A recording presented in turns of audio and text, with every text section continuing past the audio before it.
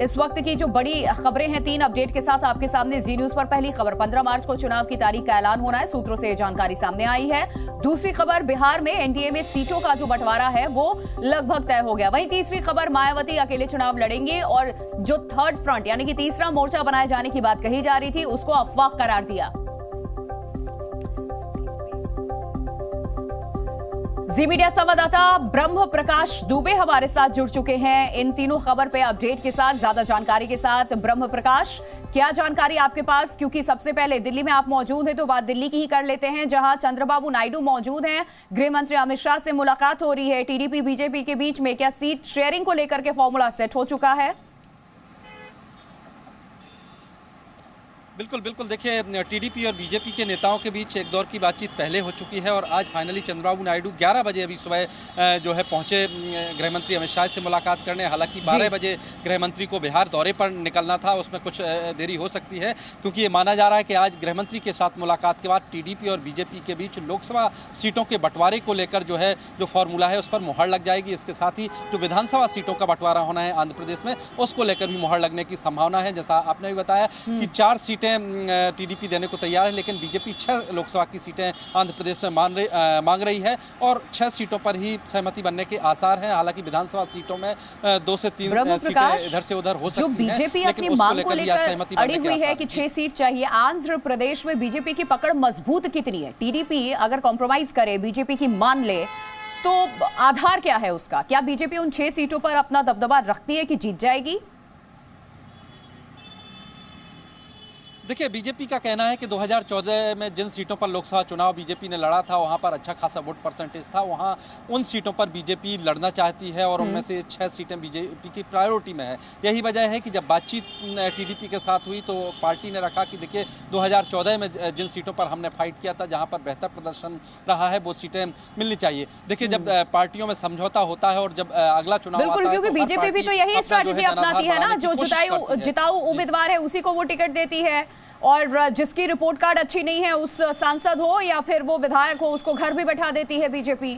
बहुत शुक्रिया आपका, आप बने रहिए, आगे खबरों पर रुख करेंगे अपडेट के लिए। देखिए, एक और बड़ी खबर सामने आ रही है, वो भी जान लीजिए। चुनाव आयोग 15 मार्च को लोकसभा चुनाव की तारीखों का ऐलान कर सकता है। इस तैयारी में चुनाव आयोग 11 मार्च को अपने सभी 2000 पर्यवेक्षकों के साथ एक बैठक भी करेगा। देश भर से आ रहे हैं ये पर्यवेक्षक, पुलिस, सिविल और अन्य सेवा से जुड़े हुए लोग हैं। दिल्ली में ब्रीफिंग के बाद लगभग 2000 पर्यवेक्षकों को संबोधित यहां पर किया जाएगा, निर्वाचन क्षेत्रों में भेजा जाएगा और बैठक के तुरंत बाद चुनाव आयोग 12 और 13 मार्च को जम्मू कश्मीर में चुनाव की तैयारियों की समीक्षा के लिए श्रीनगर खुद जाएगा। इलेक्शन कमीशन चुनाव की घोषणा से पहले किसी राज्य या केंद्र शासित प्रदेश की आखिरी यात्रा होने की संभावना है। तो लोकसभा चुनाव काउंटडाउन शुरू, 15 मार्च को लोकसभा चुनाव का ऐलान हो सकता है तारीखों का और चुनाव आयोग की तरफ से ये पूरी तैयारी कर ली गई है। एक ब्रीफिंग दी जाएगी, उसके बाद पर्यवेक्षकों से पूरे जो जमीनी हकीकत है वो अपडेट लेगा इलेक्शन कमीशन। 11 मार्च को 2000 पर्यवेक्षकों के साथ यहां बैठक है, तारीखों का ऐलान फिर करेगा और आपको बता दें निर्वाचन क्षेत्र में ये भेजे जाएंगे 2000 पर्यवेक्षक जो हैं। 12 या 13 मार्च को चुनाव आयोग का जम्मू कश्मीर का भी दौरा है और ये अपडेट इस वक्त आपके सामने, क्योंकि हर किसी के जहन में ये सवाल अब लोकसभा चुनाव सर पर, चुनाव की तारीखों का ऐलान अभी तक नहीं हुआ, कब होगा? ब्रह्म प्रकाश दुबे हमारे साथ लगातार बने हुए हैं। ब्रह्म प्रकाश, ये जो सूत्रों के हवाले से खबर सामने आ रही है, 12-13 मार्च को पर्यवेक्षकों के साथ बैठक और उसके बाद जम्मू कश्मीर का इलेक्शन कमीशन का दौरा, 15 मार्च को तारीखों का ऐलान संभव, आपके सोर्सेस क्या कह रहे हैं? बिल्कुल बिल्कुल, देखिए जो जी न्यूज़ को जानकारी मिली है कि 11 मार्च को पर्यवेक्षकों की जो बैठक बुलाई है, इसी में 2000 के लगभग पर्यवेक्षक हैं जिनको अलग अलग लोकसभा क्षेत्र में तैनात करना है। हर चुनाव के पहले जो है लोकसभा इलेक्शन कमीशन इस तरह से पर्यवेक्षकों के साथ बैठक करता है, उनकी तैनाती करता है और एक लोकसभा में उसके एरिया के लिहाज से 2 से 3 पर्यवेक्षकों की तैनाती की जाती है। तो 11 मार्च को ये बैठक होगी, इसमें फाइनली सबको कहाँ कहाँ तैनात करना है उसके आदेश जारी कर दिए जाएंगे। इसके बाद 12 और 13 यानी 2 दिन का जम्मू कश्मीर का दौरा है। ये संघ शासित क्षेत्र का अंतिम संघ शासित क्षेत्र का दौरा है, क्योंकि इसके पहले चुनाव आयोग अलग अलग राज्यों और यूनियन टेरिटरीज का दौरा कर चुका है, वहाँ की तैयारियों का जायजा ले चुका है। तो यहाँ के दौरा करने के बाद जो जी न्यूज़ को सोर्सेज से जानकारी मिली है कि 15 तारीख को 7वें दिन चुनाव की तारीखों का ऐलान संभव हो सकता है। काउंटडाउन शुरू हो चुका है। बहुत शुक्रिया आपका तमाम जानकारी देने के लिए। तो चुनाव की तारीखों का ऐलान बहुत जल्द होने वाला है। आज से ठीक 7वें दिन जो सूत्रों के हवाले से खबरें सामने आ रही हैं, उससे जुड़ी ये जानकारी है कि आज से ठीक 7वें दिन यानी 15 मार्च को चुनाव की तारीखों का ऐलान संभव है। बिहार में एनडीए में सीट शेयरिंग से जुड़ी ये बड़ी खबर जान लीजिए। सूत्रों से ये खबर है कि एनडीए में चिराग पासवान को 5 सीट देने पर सहमति बनी, वहीं उनके चाचा और पशुपति पारस को सिर्फ एक ही सीट देने की बात हो रही है। खबर यह भी है कि सीटों को लेकर के उपेंद्र कुशवाहा की भी नाराजगी दूर कर ली गई है। चिराग पासवान लगातार 6 सीटों की मांग कर रहे थे, 6 सीटों पर दावेदारी कर रहे थे और इसके पीछे उदाहरण दे रहे थे कि 2019 लोकसभा जो चुनाव है, जो हमारे सांसद जीत गए, उसके बाद पार्टी में हमने देखा दो फाड़ पशुपति पारस अलग नजर आए, चिराग पासवान अलग नजर आए, लेकिन इसके बावजूद भी वो लगातार ये दावेदारी कर रहे थे कि इसी आधार पर इस बार भी 2024 के लोकसभा चुनाव में उन्हें 6 सीट मिलनी चाहिए। देखिए, सीट को लेकर के सबसे ज्यादा तो इस वक्त पेच कहीं फंसा हुआ है तो बिहार में सीट शेयरिंग फॉर्मूला क्या है बिहार का, वो जान लीजिए आप।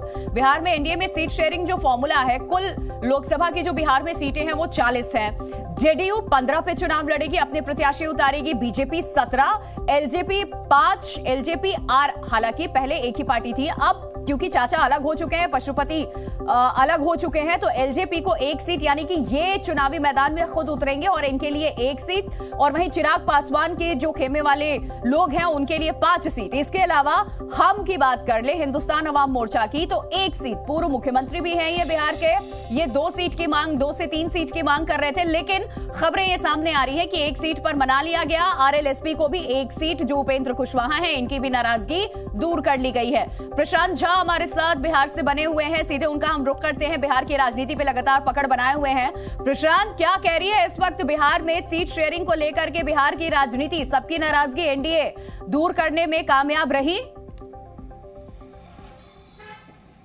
देखिए प्रिया, जिस तरह से यहाँ पर पेंच उलझा हुआ था, उस पेंच को सुलझाने की जो प्रक्रिया चल रही थी, उसको आखिरकार अमित शाह के साथ बैठक में जो चिराग पासवान की हुई, उसमें ये पूरे मामले को सुलझा लिया गया है। अब ये जो सोर्सेस बता रहे हैं उसके मुताबिक ये तय कर लिया गया है कि चिराग पासवान को बिहार की 5 सीटें मिलेंगी और वहीं उनके चाचा जो है एलजेपी आर, जो जिनकी पार्टी है, उनको 1 सीटें पे दी जाएंगी।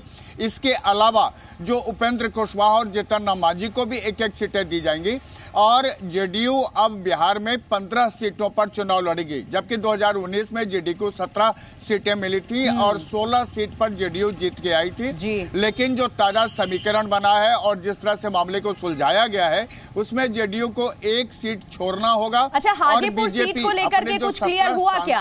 हाजीपुर सीट किसके खाते में है? खुद चिराग पासवान वहां से चुनाव लड़ेंगे या पशुपति पारस? देखिए प्रिया, जो जानकारी हमारे पास है उसके मुताबिक चिराग पासवान ने हाजीपुर सीट की मांग भी रख दी थी अमित शाह के पास और उनको ये सहमति भी मिल चुकी है और उनको ये कहा गया है कि ठीक है, चिराग पासवान हाजीपुर से ही लड़ेंगे और पशुपति पारस को समस्तीपुर से लड़ाने की तैयारी की जा रही है। चलिए, और इसी वजह से हो सकता है चिराग पासवान 1 सीट कॉम्प्रोमाइज यहां पर कर चुके हैं। 6 सीट की मांग कर रहे थे, लेकिन हाजीपुर सीट को लेकर क्लैरिफिकेशन जब मिली होगी तो चिराग पासवान मान गए होंगे। शुक्रिया प्रशांत तमाम जानकारी के लिए।